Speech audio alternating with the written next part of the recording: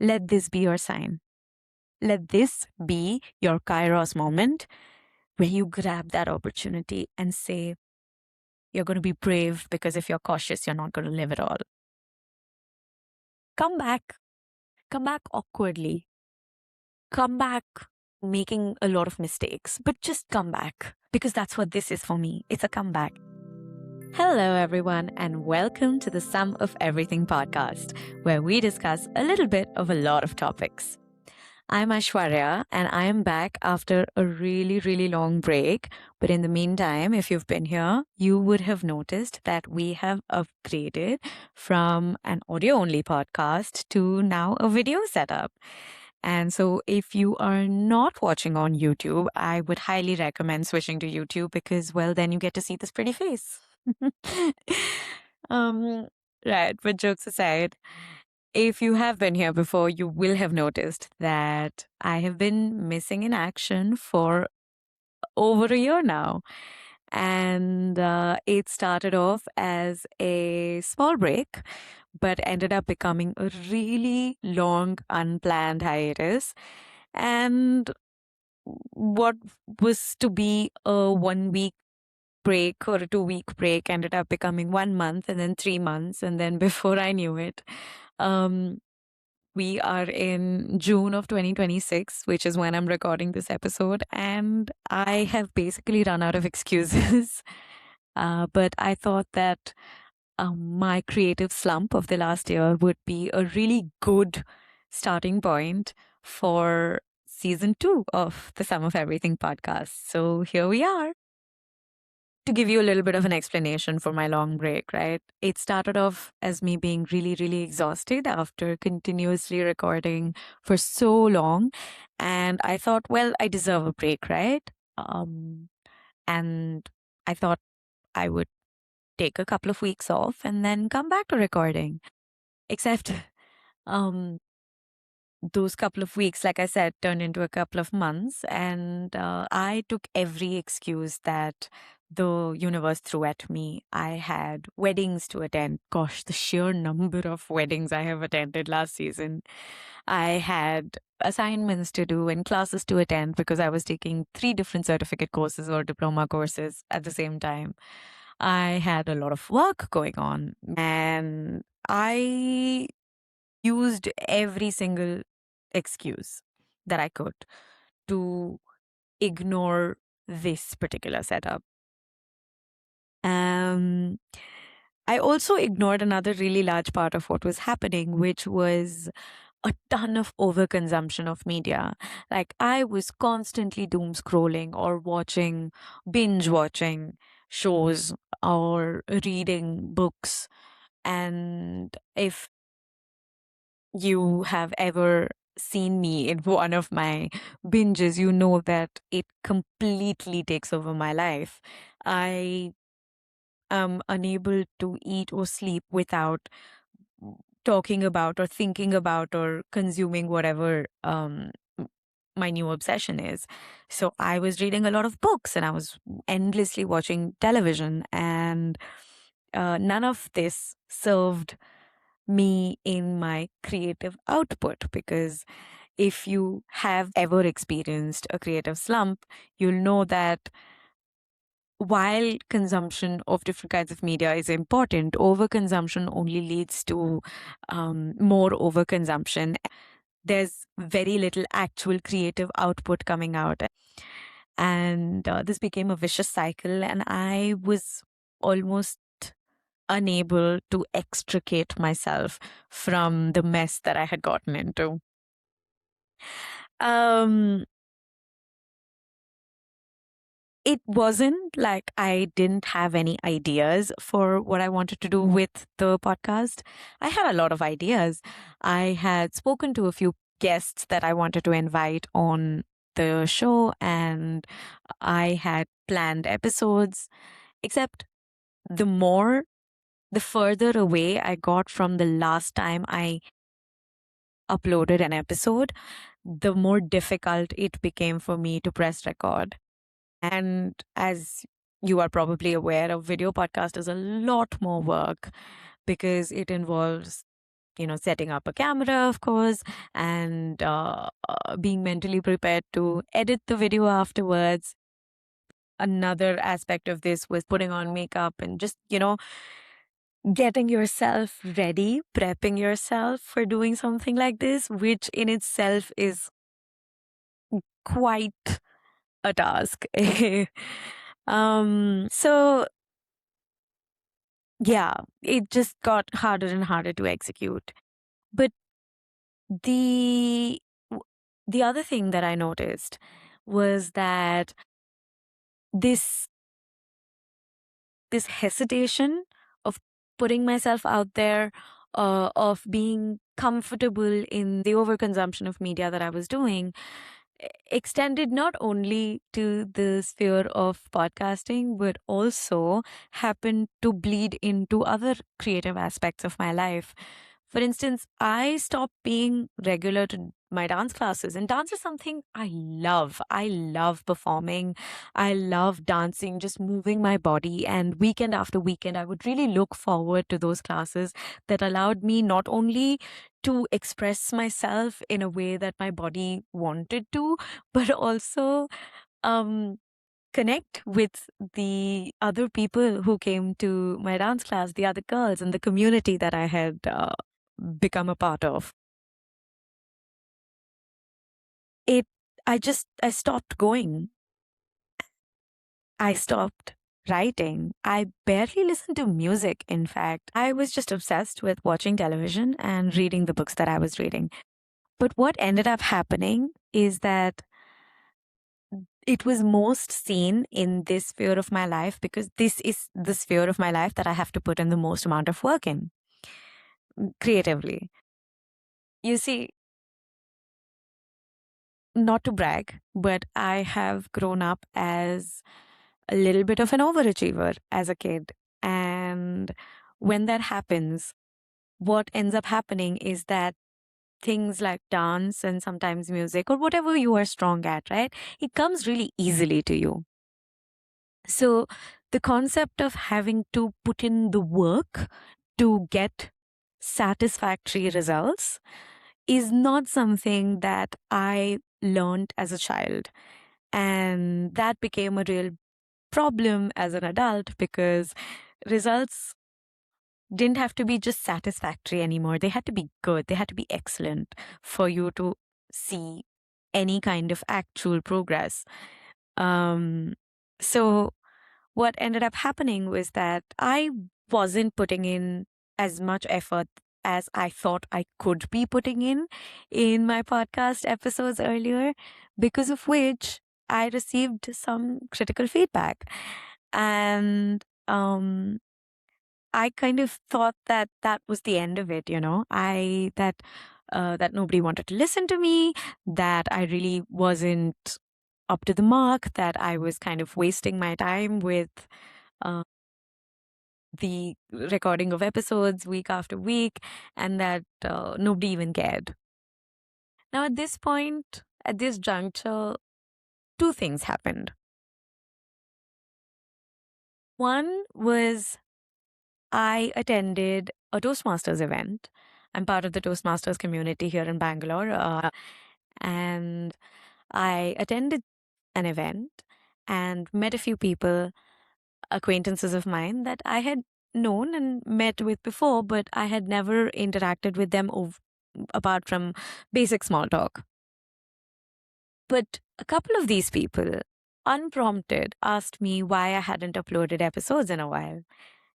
And that kind of set me off thinking, oh, wow, people other than my immediate family and close friends actually listen to this podcast and have been looking forward to it or have been wondering why I have not been uploading any episodes. A couple of my close friends, a cousin of mine also asked about it. And I had kind of brushed it off, thinking, oh, they're biologically programmed to love me. They're looking forward to my thing because it's just the right thing to do, right? But when complete strangers, or in this case, barely strangers, but acquaintances of mine asked about this, I had a little bit of a boost of confidence. And then the other incident. Now, there's this particular tattoo that I've been wanting to get for a long time. And I mean, years at this point. So, to give you a little bit of context, Greek mythology has three concepts of time. One is chronos, which is chronological time. One is aeon or eon, cyclical time or time that never ends, so eternal time. And the third is Kairos, is the right time or the correct, opportune moment, divine moment for things to be put into action and for the right time for something to happen. Now, I had come across this concept of Kairos some time ago, and I had completely fallen in love with it. I thought it's so poetic that there is a certain time for something to happen. And closely connected with this is the mythology of Kairos, the god of opportunity. And this god is depicted as having wings on his feet and a peculiar hairstyle, which is that he has a tuft of hair in front, but the back is completely bald, which means that when Kairos or opportunity presents itself, you have to grab it from the front because once it passes you by, there's nothing to hold on to because the hair is bald, right?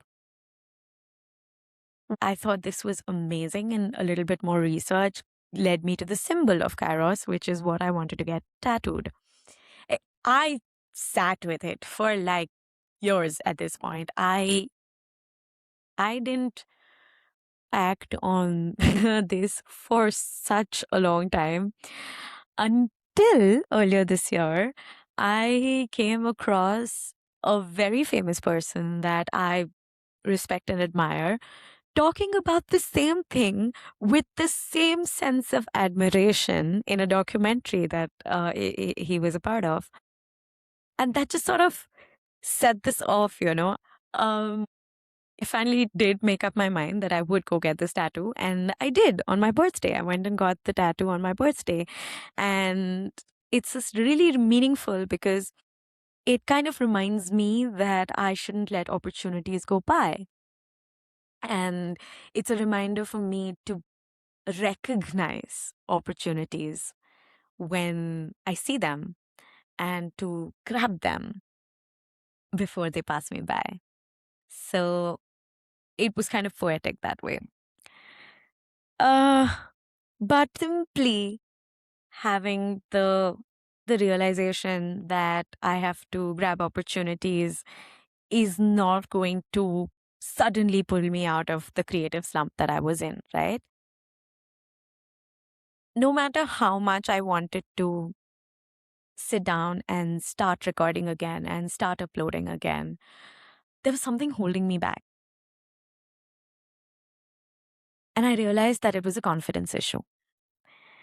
Um,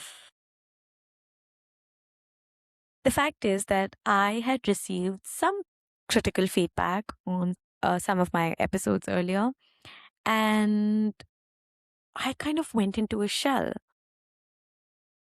Creativity was not something that originally I had to put into much effort into. And when I received my first first critical feedback, it just sort of, it shut me down. And then I realized that there was a pattern to this. Interestingly, in my first year of college, I had an experience that made me want to stop singing altogether. And that was that I was auditioning for uh, the vocals team. And while I was auditioning, I think my mic was really close to my mouth and I was taking a high note. And somebody in the audience, I don't know who, but somebody screamed from the audience saying, "Girlie, hold the mic away a little bit." That's it. That is it. That's all he said. And it became such a prick to my ego. It was like somebody had said that I was a bad singer and that I should never sing again, because that is exactly what ended up happening. I just stopped singing,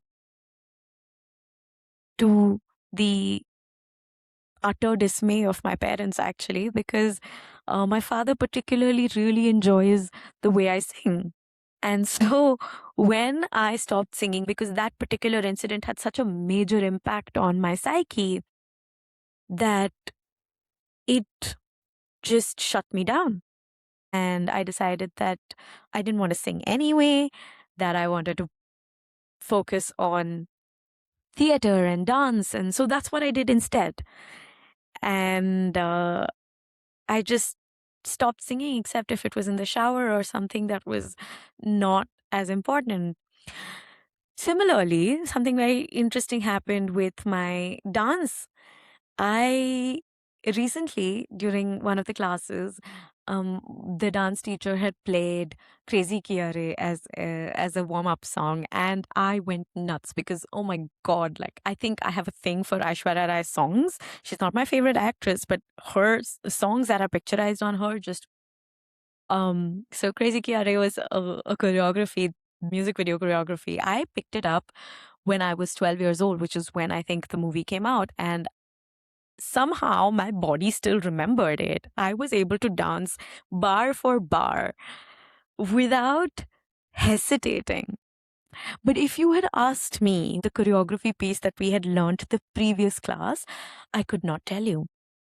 Because A, which is entirely my fault, is the fact that I rarely come home and practice. And that is a long standing problem because I didn't think that the brilliance that was me as a kid needed to practice, because I could remember the choreography day after day, week after week. It was never an issue. And I was always one of the better dancers in class. So, well, who needs to practice, right? If I could go back and tell young Aishwarya, I would tell her something very important, which is practice, put in the effort, learn to do the hard work now. So as an adult, you don't suffer. But anyway, um, and this again, I noticed happening to me after I received some very well intended but critical feedback about my way of dancing hip hop styles. So I guess I shut down again and I didn't want to start again until I just sort of quite literally danced my way out of that block. And when I put these instances together in my head, I thought about how I could not let that happen to me again with this podcast. It is apparently a very common thing for people to receive one bad feedback and go into a shell. And Julia Cameron, who is the author of The Artist's Way, writes about this in her book. She says that going into a shell is one of the most common thing, and coming out of that shell is what takes immense courage. And one of the exercises that she prescribes to come out of that shell, or to shut down your own censor being the judgmental voice in your head, is doing morning pages, which is 3 pages of stream of consciousness writing as soon as you wake up in the morning. Now, I had attempted to do her 12-week program. I have tried 3 times, and not once have I actually completed all 12 weeks. I have gotten up to week 10, and for some reason, I always stop there. But I thought I should at least start redoing the morning pages, and I swear the amount of freedom I got, blood started flowing into my brain again. One of the consequences of this happened to be loss of interest in consuming media. So I stopped wanting to watch TV altogether. I don't think I've seen a K-drama in a really, really long time, months at this point. Um, Being able to write down my thoughts unfiltered, knowing that nobody's ever going to read my diary, is what has helped me open up my creativity block again. Another thing she mentions in her book is that a slump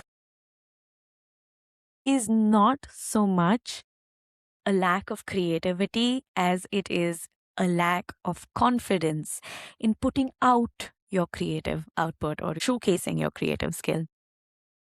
And I was able to resonate with that very powerfully. So, like I said before, it came down to a confidence issue.